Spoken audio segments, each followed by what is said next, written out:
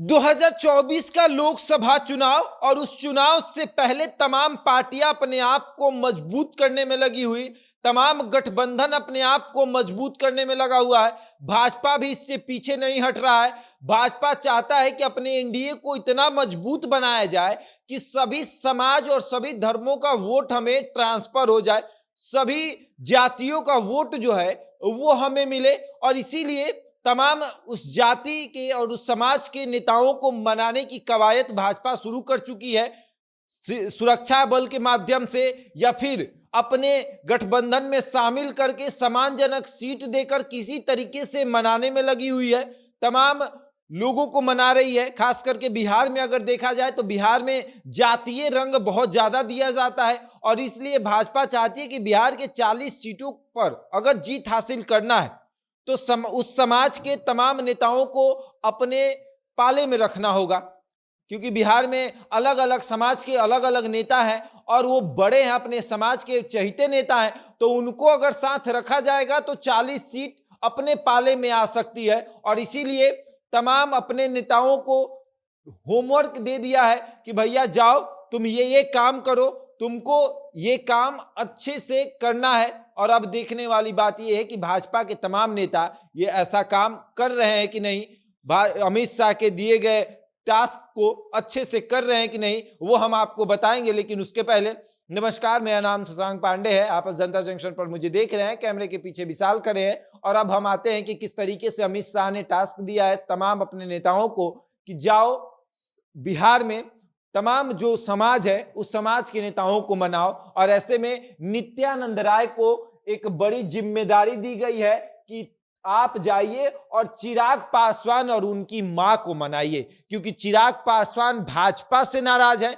एक समय ऐसा था जब चिराग पासवान लगातार अमित शाह और नरेंद्र मोदी से मिलना चाहते थे और उन्हें उस समय टाइम नहीं दिया जाता था, और चिराग पासवान वो चीज भूले नहीं है। और अब जब वायु श्रेणी की सुरक्षा भी दे दी गई है उसके बाद भी भाजपा के बड़े नेताओं से मुलाकात नहीं कर रहे हैं। और नित्यानंद राय से इनका पारिवारिक संबंध अच्छा है, इसीलिए नित्यानंद राय को ये जिम्मेदारी दी गई है कि आप जाइए चिराग पासवान को मनाइए और उसके बाद एनडीए में शामिल कराइए, ताकि पासवानों का वोट जो चिराग पासवान के पास है वो 2024 में हमें मिल जाए। नित्यानंद राय लगातार चिराग पासवान के संपर्क में है, लगातार चिराग पासवान से मुलाकात कर रहे हैं। आपने देखा किस तरीके से पटना में उनके आवास पर आकर नित्यानंद राय ने मुलाकात की, और अब दिल्ली के उनके आवास पर नित्यानंद राय जाकर चिराग पासवान से मुलाकात करते हैं। रात्रि भोजन जो है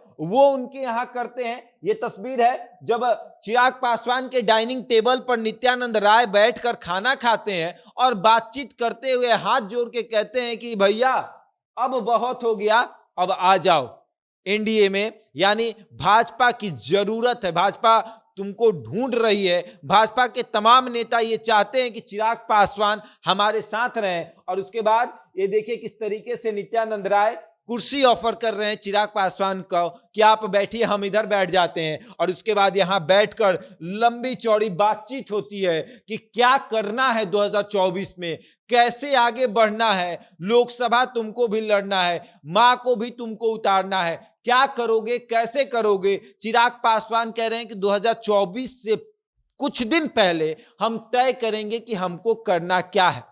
नित्यानंद राय लगातार जानने का प्रयास कर रहे हैं कि चिराग पासवान आखिर क्या करेंगे, किसके साथ जाएंगे, क्या लालू यादव के साथ तो नहीं चले जाएंगे, क्योंकि लालू यादव ने फोन करके चिराग पासवान से कहा था कि आ जाओ, तेजस्वी यादव को मजबूत करो, दोनों एक दूसरे को जानते हो, दोनों युवा हो, बिहार को आगे बढ़ाओ और उसके बाद खुद आगे बढ़ो।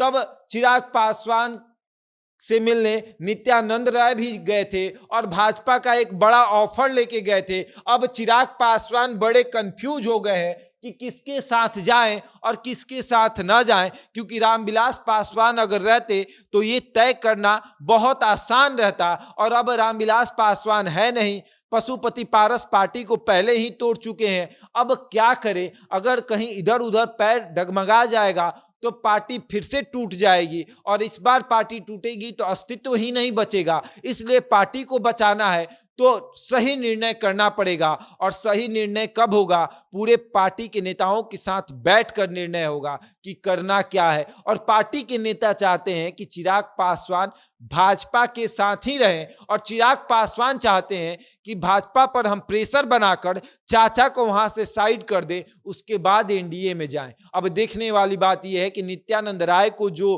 टास्क अमित शाह ने दिया है, नित्यानंद राय उसमें सफल होते हैं या नहीं। बहरहाल इस खबर में इतना ही। बने रहे हमारे साथ और देखते रहे जनता जंक्शन।